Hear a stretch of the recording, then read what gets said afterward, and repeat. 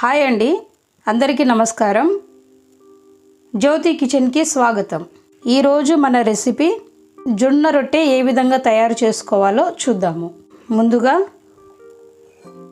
జొన్న పిండిని మనకి ఎన్ని రొట్టెలు అవసరమో అంత పిండిని వేసుకోవాలా. ఈ విధంగా వేసుకున్న తర్వాత పిండిని ఇందులో గోరువెచ్చని వాటర్ని వేసుకోవాలి.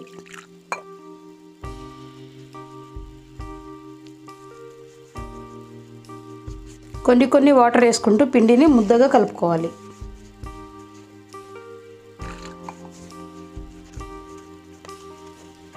పిండిని ఈ విధంగా బాగా కలుపుకోవాలి.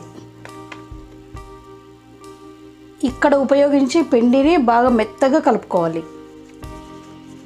వీడియోలో చూపిస్తున్న విధంగా ఈ విధంగా పిండిని కలుపుకోవాలి. పిండిని కలుపుకునే విధానంలోనే మనకు రొట్టె తయారు చేసుకోవడం ఆధారపడి ఉంటుంది.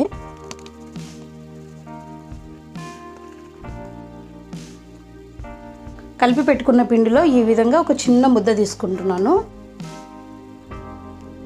ఈ విధంగా రౌండ్గా చేసుకోవాలి. తర్వాత కొంచెం పిండి తీసుకొని ఈ విధంగా బండ మీద జొన్న పిండిని అడకన వేసుకొని మనం ముందుగా కలిపి పెట్టుకున్న ఈ చిన్న ముద్దని ఈ విధంగా ఇక్కడ ఈ భాగాన్ని ఉపయోగిస్తూ రౌండ్గా చేసుకోవాలి.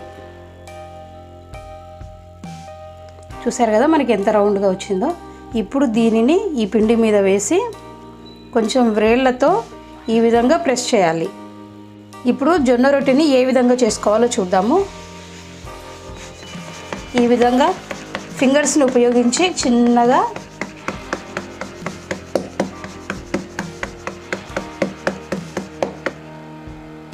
చూసారు కదండి, ఇట్లా రౌండ్గా వస్తుంది.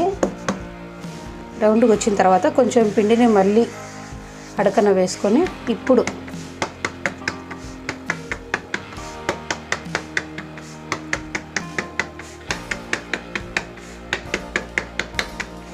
అప్పుడప్పుడు మధ్యలోకి ఈ విధంగా పిండిని వేసుకుంటుండాలి.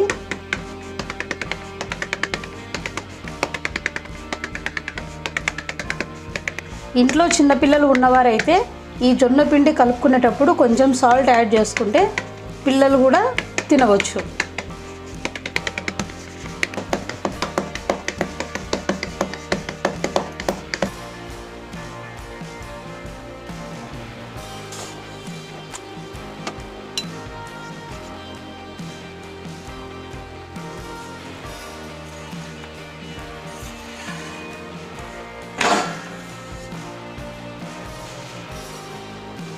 ఈ విధంగా రొట్టెను రెండు వైపులా కాల్చుకోవాలి.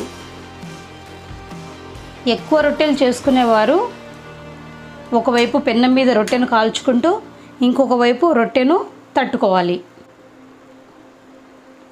ఈ జొన్న రొట్టెలు తినడం వలన ఆరోగ్యానికి చాలా ప్రయోజనాలు ఉన్నాయి. డయాబెటీస్ ఉన్నవారు ఈ జొన్న రొట్టెను తినడం వలన షుగర్ లెవెల్స్ మన బాడీలో కంట్రోల్లో ఉంటాయి. ప్రతిరోజు జొన్న రొట్టె తినేవారికి ఎలాంటి అనారోగ్య సమస్యలు రావు.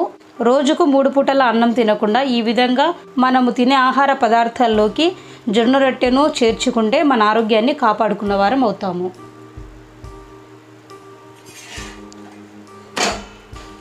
మరొకసారి జొన్న రొట్టెని ఈ విధంగా వెనక్కి వేసుకొని ఈ విధంగా సైడ్స్కి మంచిగా కాలే విధంగా ఈ విధంగా కాల్చుకోవాలి.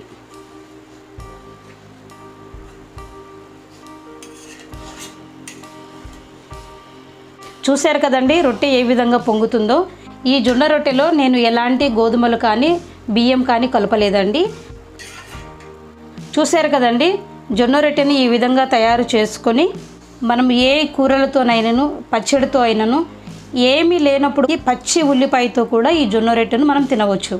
జొన్న రొట్టెను ఏ విధంగా తయారు చేసుకోవాలో చూశారు కదండి. మీరు కూడా ఒకసారి మీ ఇంట్లో ట్రై చేయండి. ట్రై చేసి మీకు జొన్న రొట్టె ఏ విధంగా వచ్చిందో మాకు కామెంట్ రూపంలో తెలియచేయండి.